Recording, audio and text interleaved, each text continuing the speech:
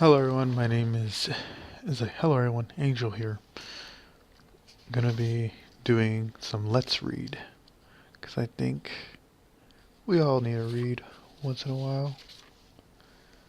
So I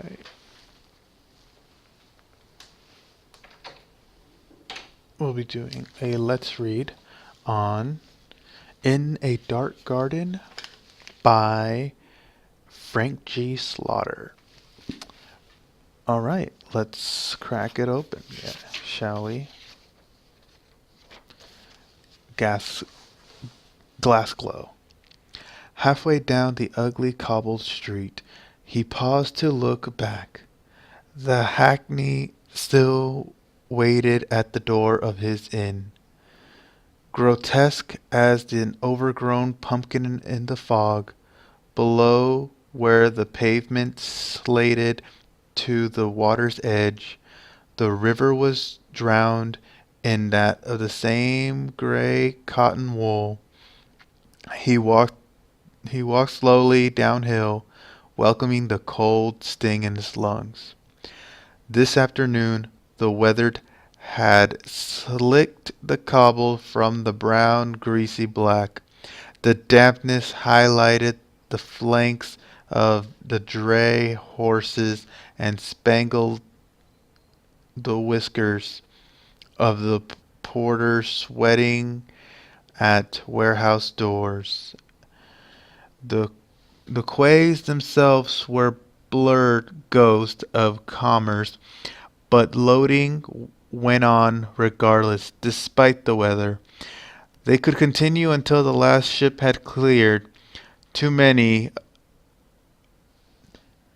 too many others waiting in the murk downriver, eager to nose in for their share.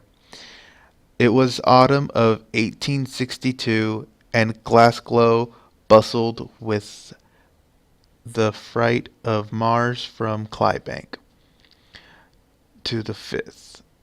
From Clydebank to the Fifth.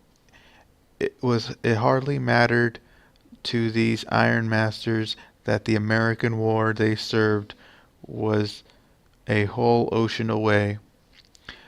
Julian Chisholm damned the ironmasters adequately as he waded deeper in their Scotch mist. It occurred to him to damn his own strange errand too, but he resisted that healthy impulse.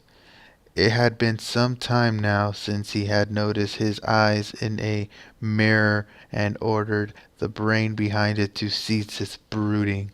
Today the fog fitted his mood like a thick, wet glove. At times like these, it helped to focus on externals. He had learned that simple tricks long ago, for example, the Baltimore Clippers that would be taking him to the Bahamas tomorrow, assuming that he would make up his mind to go abroad. He picked out her topsail spares above the shed, going to the river. The new Province lay snug in her moorings, but even a landsman could tell she was ready for sea. He paused under the tousled up martingale and admired the lines of his aged lady from the China trade. She carried her years beautifully. Through every bulkhead would surely creak once she was underway. It was fate of ships. It was the fate of ships that came back from the graveyard to help their owners turn an honest penny. He patted her figurehead, surprisingly respectable elders, complete with stovepipe hat and biblical beard, and walked down the dock until he stood beneath the stern. Above him, the bare deck was half lost in fog. It it made an adequate screen for a man who had no idea what his next move might be. Now that he stood in the clipper's shadow, it seemed incredible that he would sail for Nassau to a rendezvous with a woman he did not even know. Of course, rendezvous was not quite the word for his impending encounter with Mrs. Kirby Anderson. She would have no inkling of his presence here. When and if she drove down the water front, but she had smiled at him 3 days ago when they had met on the inn staircase. She would remember him now if he stepped forward and spoke. He followed that smile into Argyll Street in time to see her enter the waiting hackney. Thanks to the crowded road, it had been easy to her to trail her progress to the quay, where he had lingered to catch her aboard the clipper. Yesterday he repeated the tactics of a hunter who could be patient for a while. Today he had no promised today he had promised himself to force the issue, on the conviction that her desire to go beyond smiles would match his own.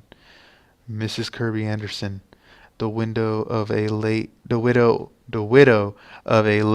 major of the CSA, booked to sail home via Nassau, Nassau, Nassau. I'll probably just spell out in the link below in the comments and see if anyone can help me how to pronounce it. Thanks. To put her husband's affair in order. That too much he knew. That too much he knew from taproom gossip. As the clipper's richest passenger, she had rented Captain Shay's own quarters for the voyage. It was only natural that she should go aboard these late afternoons to make her cabin comfortable. Natural, too, that she should have the cottage that she should have a cottage piano in her suite at the inn and played brilliantly for hours before dinner. The Swanson, her estate manager, should pout with pride as he brought her down.